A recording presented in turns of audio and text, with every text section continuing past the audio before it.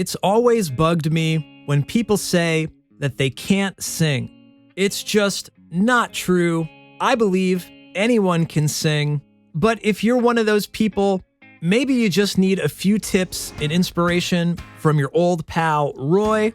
So on this episode, I'll tell you how I've developed my voice over time, my list of do's and don'ts for taking care of your voice, and I'll even show you the warm-ups I use before singing so that I always sound as good as I can. It's all coming up in just a minute.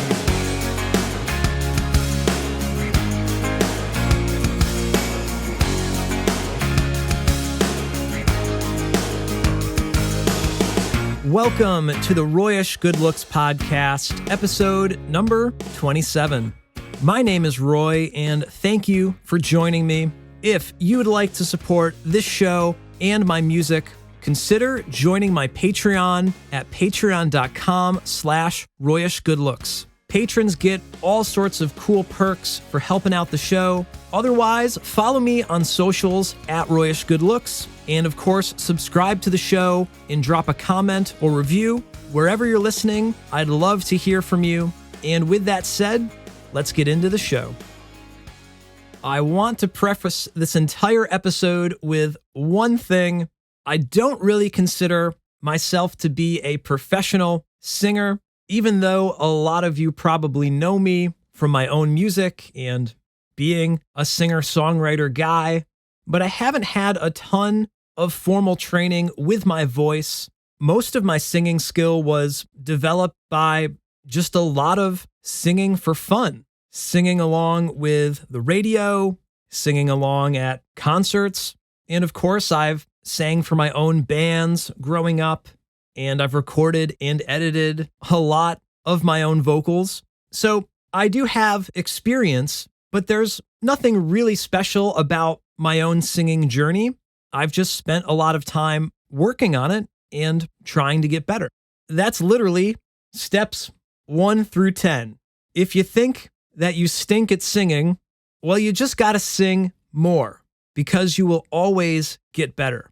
For me, I don't know when I actually started singing, but I do know when I started recording myself singing. Sometime around 2001 or 2002, I started making home recordings on a 4-track recorder and eventually the computer. And I actually have one of the first recordings I ever made on a computer. Yes, it's incredibly cringeworthy, and, well, just take a listen for yourself. I don't wanna go. I just wanna stay here on my own. It's funny. It's not bad for my age. I must have been 11 or 12. The pitch is pretty decent, and there's lots of harmonies. It's kind of boss, actually. But tonally speaking, it's pretty rough. It's easy to hear now. It's so nasally and goofy sounding. It sounds like if Bart Simpson had a band to me. But I guess that's probably just how you sound at that age usually. But if you asked me back then, I would have not cared so much about my tone. I was never worried about how I sounded when I was just starting out. It was just fun enough to write songs and sing and record them and be able to play them back. It's easy to beat yourself up, especially about how your voice sounds. But with being a beginner in anything, if you can just have fun with it, that naivety is kind of a strength.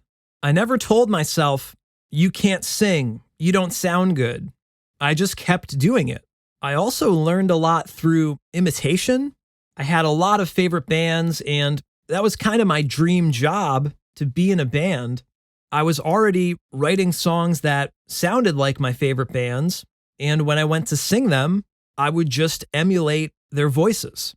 Fall Out Boy and Punchline were two of my favorite bands from that era, and you can totally hear the similarities in how I was using my voice on my own recordings, but still sort of doing an impression of those bands.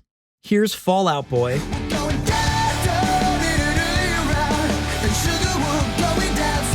And here's me.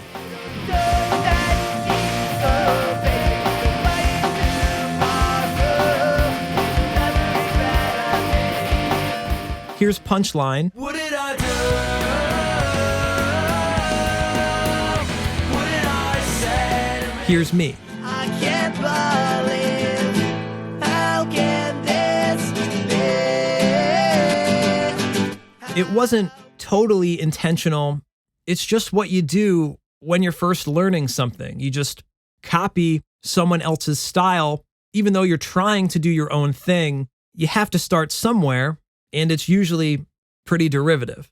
Nowadays, I try just to sound like me, which seems obvious, but it's really hard not to put on a voice when you're singing. It's just fun to do voices, to be a bit of a character, and I think that makes it easier for some people too. You think your voice isn't fancy enough, so you over dramatize it. I think Fall Out Boy is a great example.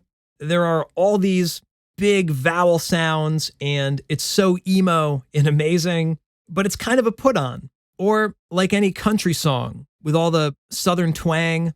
I could never be a true country singer, but it is really fun to pretend and put on that voice. Total side note here, I would love to do a one guy, 50 voices video one day. It would be a total ripoff of Rumi, but it's always something I've wanted to do. Singing to me is all about control. It's cool if you can sound like someone else on command, but I think the goal should be to avoid some of those cliches or doing an impression. I don't think that my voice is super unique, but I still actively try to just sound like me, to not do any kind of extra over-the-top flair, unless it's part of the emotion in the performance. Tone in general is probably the biggest challenge for most singers. We all think we sound kind of funny, and no one wants to sound nasally or whiny, and you don't really want to sound exactly like somebody else. So you do have to spend some time sort of finding your own voice.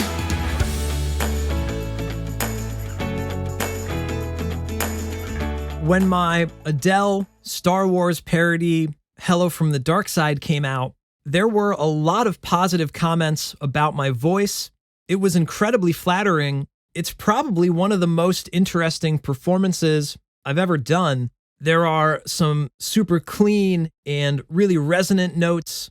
There are some really powerful, raspy notes. I must have killed all the Jedi. The song is in such a high key that you just have to go for it. And I think you do kind of hear the full potential of my voice in that song. I remember recording a few takes of some of those higher notes, and you always get this good feeling whenever you hit something just right, like you just nailed it. But even though the consensus is the song was a hit, there are still plenty of parts where I don't love how I sound. I won't point them out here. I don't want to ruin it for anybody else. But I do think it's interesting to mention it's pretty darn good, but it's not perfect to me. And that's the thing. You might think that you sound bad, but you really have no idea, and you don't really get to decide that anyways. The listener does. And on top of that, all the things that bug me about my own voice or my own recordings, they're never the same things that bug anybody else. I've got way more comments about the rain sound in the background rather than comments pointing out parts where my voice sounds kind of funny. So you don't want to worry too much. You're hearing it totally different than most everybody else. And as long as you don't tell them what parts are goofy, they probably won't even notice.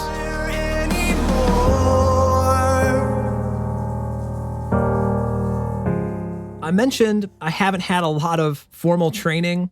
It wasn't until my senior year of high school that I joined our school chorus. The director was always encouraging me to join. I don't really know why I didn't. I guess I thought I was too cool for it, even though I was already a huge band geek. But when I finally joined, it was actually really fun.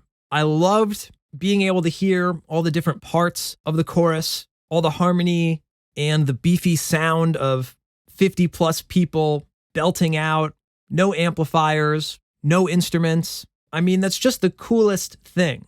The only thing that sucked is we met at 8 a.m., which is way too early to sing, at least for me. I was only in the chorus for a year, but without that year, there probably would never have been a Hello from the Dark Side. Before every rehearsal, we would warm up our voices with a simple exercise. This is another no duh idea, but up until that point, if I was playing a show or recording, I just did it. No warm up, no stretch, no routine. I just start singing. I remember the first few times doing these warm-ups, I was so impressed with how much cleaner my voice sounded, how much more range I had, and not blowing out my voice so quickly. Obviously, your voice is just like any other muscle in your body. You have to give it a chance to warm up before you start belting out all the high notes. I've actually kept using those same warm-ups ever since. I use them before Hello and before any singing or recording. I even do them before talking on the podcast. They're super simple, and I'd love to show you how to do them.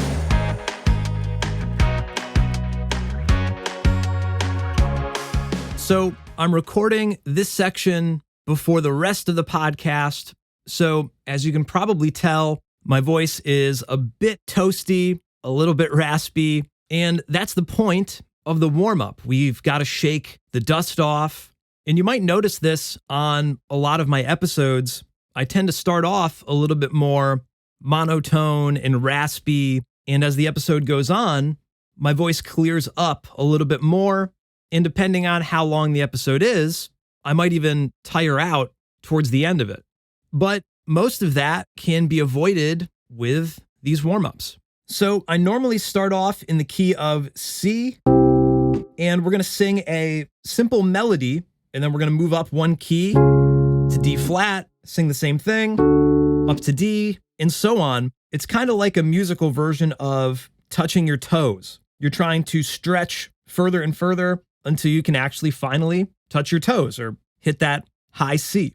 So it's super simple, and I normally start off singing on the syllable So lips closed, just kind of humming the melody rather than singing. And we're going to walk up and down the scale a little bit.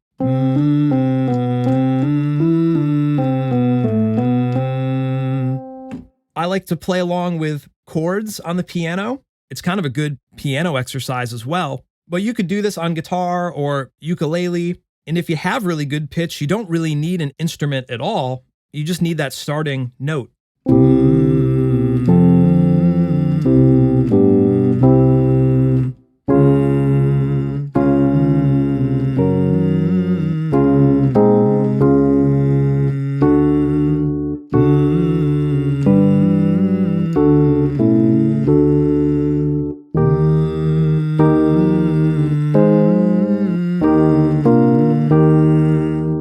So I'll normally keep going. I'll try to do a whole octave on depending on how I'm feeling. Again, just like any other muscle, you don't want to just jump into the highest key possible. You don't just want to start belting your vocals. I really like taking the time to sort of slowly stretch if I want to sound my best. The next step is instead of using with your lips closed, you can switch to with your lips open like you're making an N sort of sound. So we can pick up where we left off on E.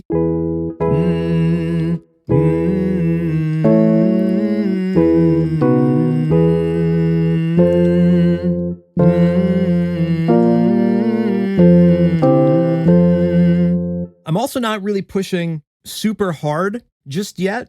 You can slowly kind of start to build the volume and push more air the more and more you get warmed up.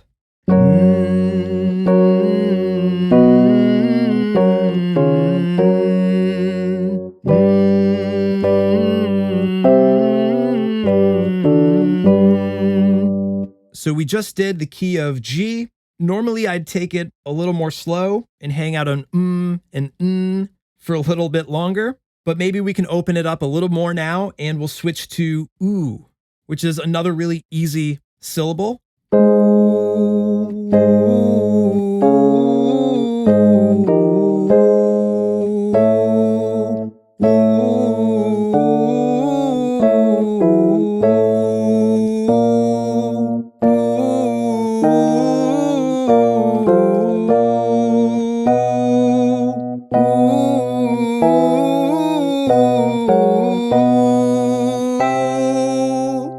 And now we're back to C, but we're an octave up now.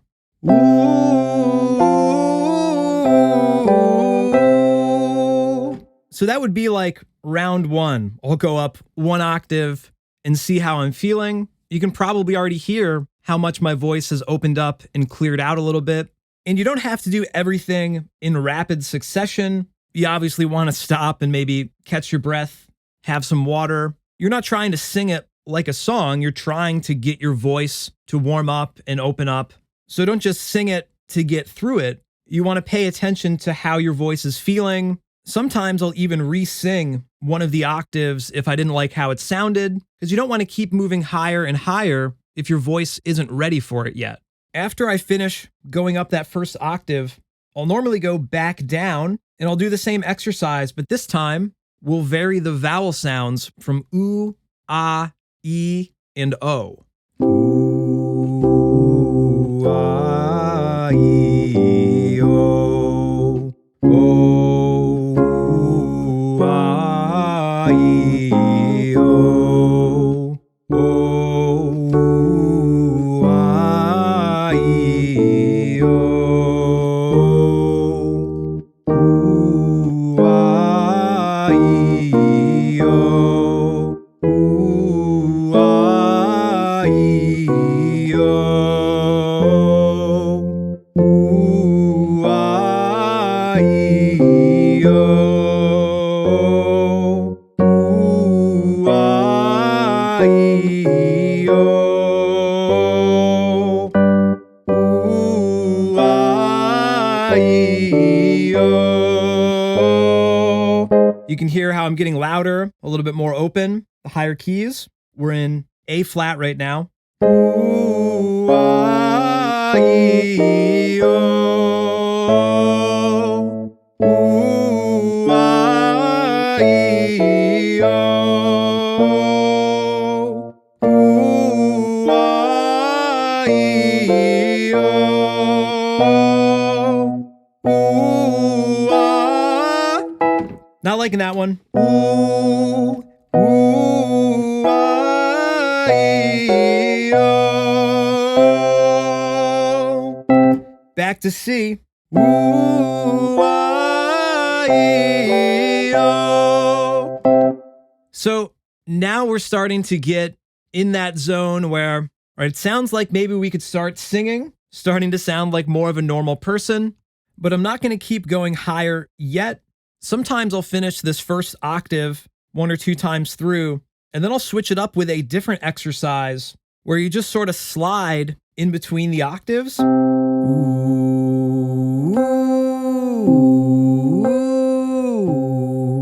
And just like the exercise we just did, you can do it on all of the different vowel sounds. Ooh, ah, E. The more kind of slippery you can go from the low octave to the high octave and back, I think sort of the better. You almost want to hit every note in between.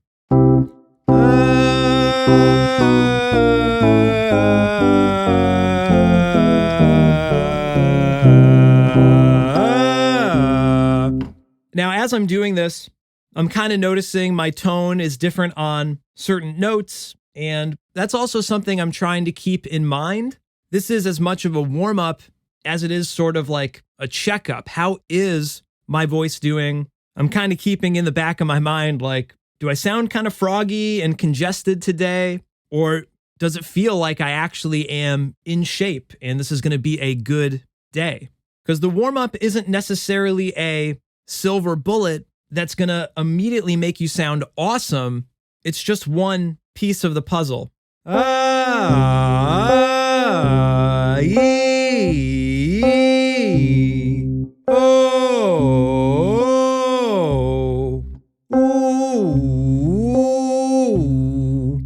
now I'm starting to feel much more comfortable. Those sort of sirens up and down really clear out a lot of gunk, I feel like. So now I'll pick up where we left off with the original warm-up, and I'm going to push the keys as high as they can go until my voice starts to break and crack again. And when I get to that point, I'm not going to stop. I'm going to switch from my chest voice to my falsetto. I always feel like it's a good idea to warm up, your low octaves, your high octaves, your chest voice, and also your falsetto or your head voice. I feel like it helps balance out your tone, like you've warmed up every single part of your range from low to high. Even if you're not going to be singing in your falsetto, I think it just makes sense that you've covered every single part of your range. All right, so. Ooh, ooh, ah, ee, oh. Ooh, ah, ee, oh. Ooh, ah, ee, oh. Ooh, ah, ee, oh. So we're getting to sort of like the meat and potatoes of my voice. This next key or two, we'll probably have to switch it over to falsetto. Ooh,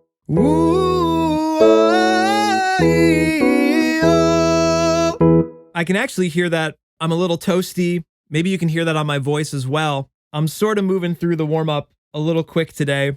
It's not quite as laid back as I would normally do it.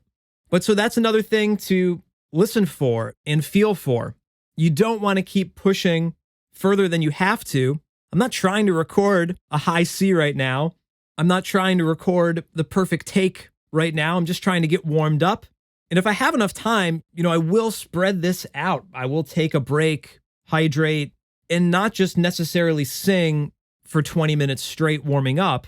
But either way, this seems like probably a good place to switch over to falsetto. Ooh, ooh, ah, ee, oh.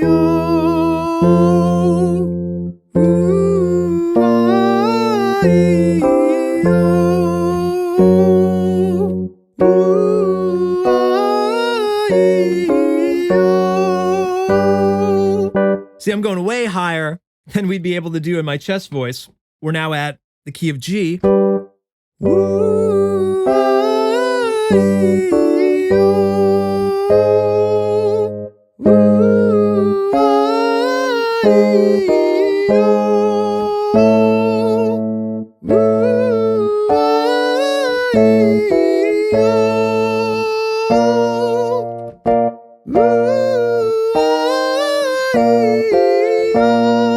oh. I know I sound like a cartoon character. That's what I'm saying, though. Even though I'm not going to sing in this range, we can still stretch it out.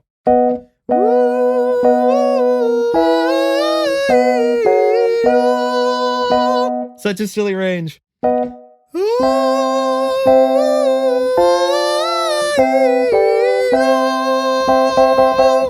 All right, so now we're back at high C, and we can sort of repeat the process we just did with the lower octave, with that sort of siren up and down between these two higher octaves now.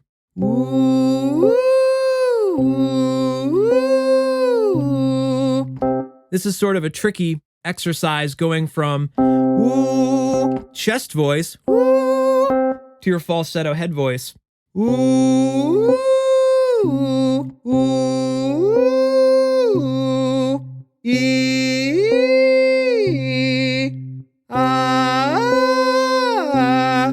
Didn't really get the slide on that one.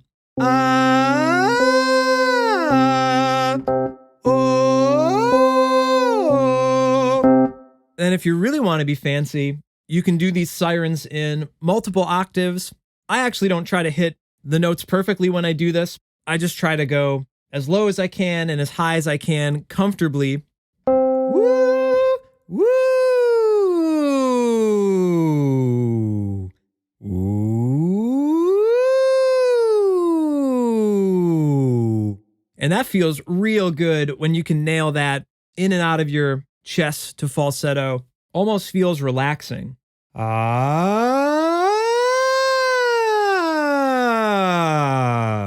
E.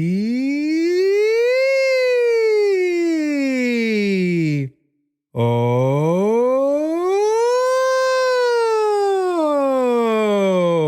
So this is something that if you're doing around dogs and cats or loved ones, you're probably going to drive whoever is around you nuts, but you got to do what you got to do. So after that round of falsetto warm-ups, I've probably finished my water. I literally have like 2 sips left, and I still want to come back and do a full chest warm-up. I'll try to go at least from C all the way up to maybe F or G in my chest voice. But if we're singing that melody, by the time we get to G, the top note on the exercise that we're singing is going to be a B, which is basically the top of most tenors' range. Sometimes I can push up to C, maybe C sharp, but I don't usually get that high with any sort of usable tone. I'm just sort of taking my vocal temperature of sorts, like where's my voice fitting today?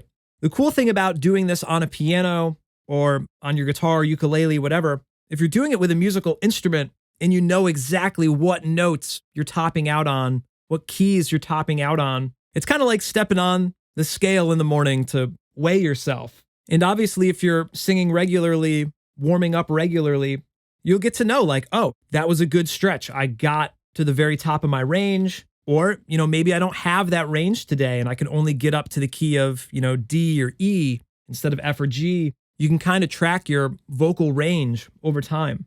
All right, so I just had a quick break, and now let's start back on C, and we'll see how far we can go. Ooh, whoops. Ooh, ee, oh. Ooh, ee, oh. Ooh, ee, oh. Ooh, ee, oh. Ooh, ee, oh. Ooh, not sounding good on E. So that's interesting. That's sort of where we topped out the first time through on this. I would say that E is a sort of high key in general for me, so I might need more of a break or might need to return to some of those lower octaves before we really blast out anything in E today.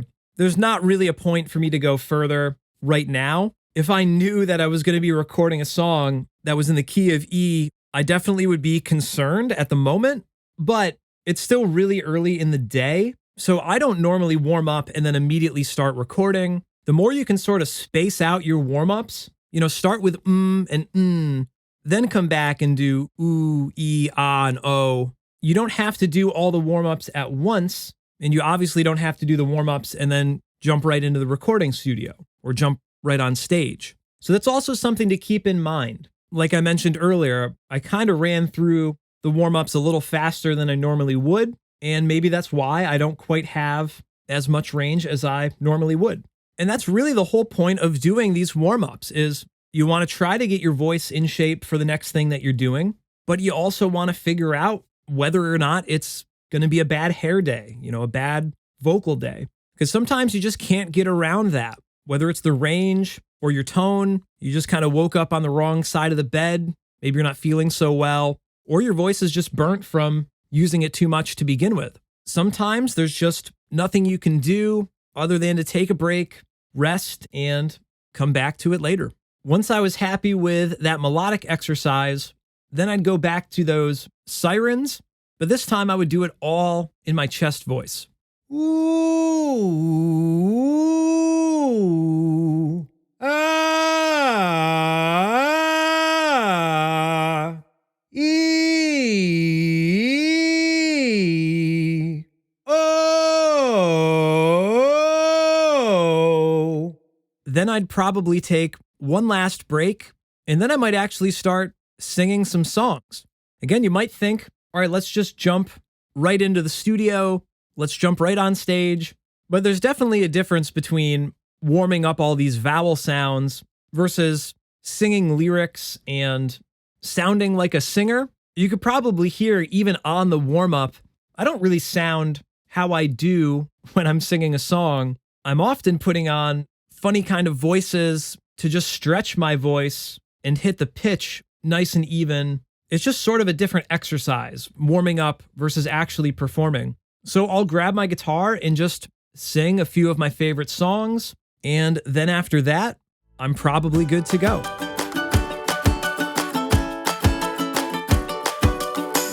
So here are my vocal do's and don'ts.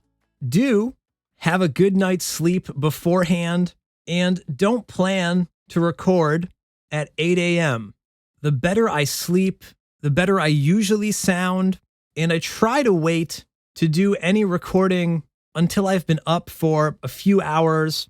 Today I got up around 9 a.m., started those vocal warm-ups around 1, and I'm recording the podcast between 2 and 3. And that's kind of my usual minimum buffer. I find the longer I wait to warm up, the more naturally warm my voice is. I don't have to really fight against it to get it into shape. And kind of on that same note, do drink enough water beforehand. I know this is another obvious thing, but it's probably the easiest thing that you can do to make your voice sound better. I think you'd be surprised how much hydrating can help with your tone quality and your stamina. And it's not like you can just have a water right before singing or drinking water as you're singing. You have to do it in advance. Even hydrating the evening before can help too. You know, when you wake up and you have all that gross phlegm and gunk in the back of your throat, you're not going to be able to get rid of that an hour or two before recording. It's kind of like getting that good night's sleep. If you're hydrated the day before, that's going to carry over a little bit to the next day, and your voice is probably going to sound better because of it. This next one's tough, but don't drink coffee or eat spicy food beforehand. Avoiding coffee is hard. I drink at least 1 or 2 cups a day, and sometimes more. I'll at least try not to have a humongous cup, and I'll make sure to drink water alongside it, and usually before it as well. That way you aren't just burning your vocal cords first thing in the morning.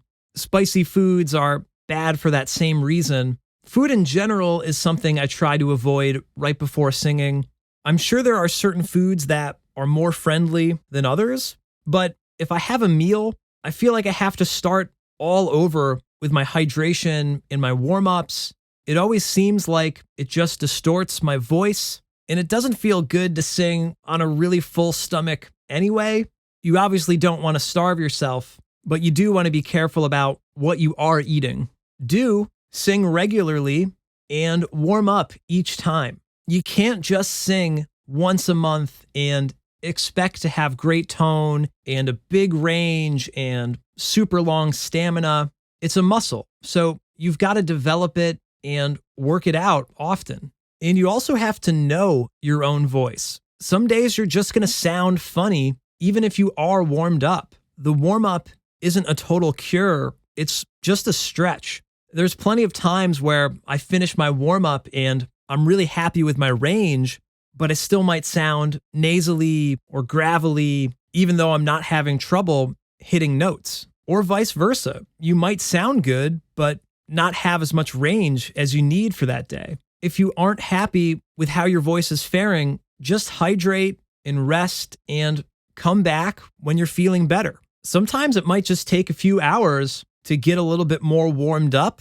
or sometimes you might just need to wait until the next day.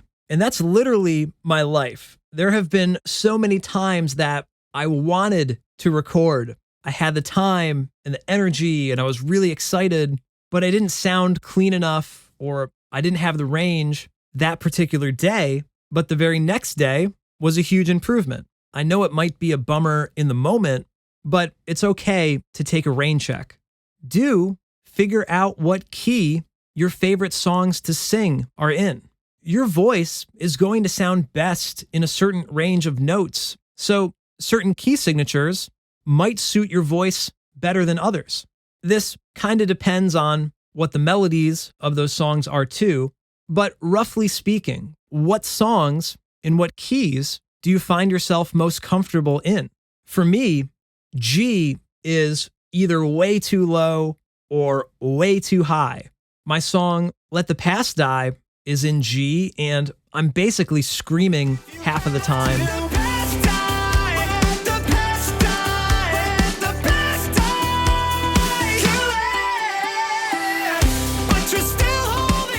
And Galaxy Far, Far Away is also in G, but that recording is kind of low and boomy and almost kind of boring sounding. We're going on an adventure today in a galaxy far, far away. So there's always a give and take. I usually sound the best somewhere between B and D flat. I don't only use those keys, but those are typically more safe ranges for my voice. So take some time to figure that out. The warm-up exercise we did can help with that as well. Which key do you start to stretch too far to hit the notes clearly? And vice versa, which key is kind of too low for your voice to sound as powerful and as full as you want it to? And finally, do record yourself. Even if you're not trying to make recordings to release, listening back to yourself and getting to know your own voice is going to help immensely.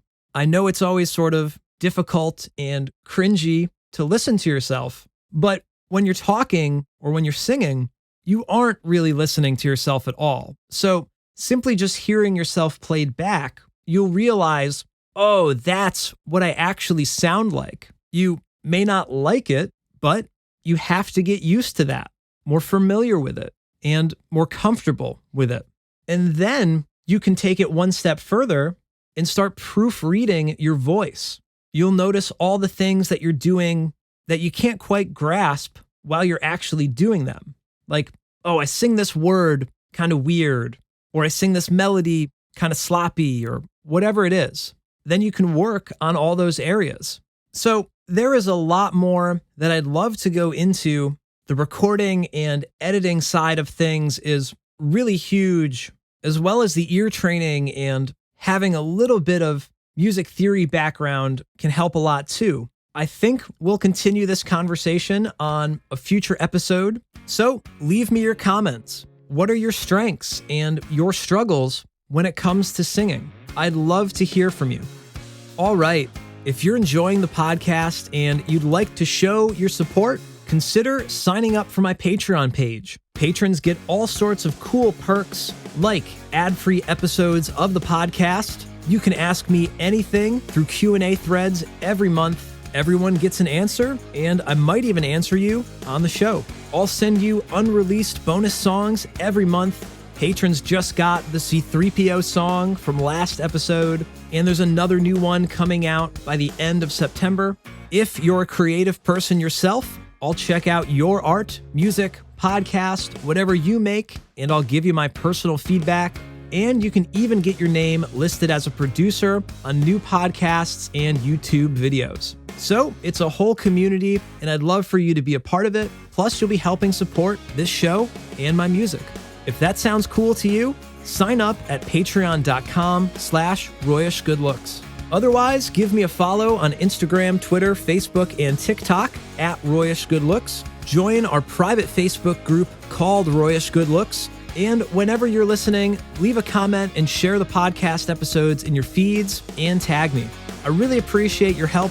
I can't do it without you. So thank you for listening today, and I'll talk to you on the next episode. Take care.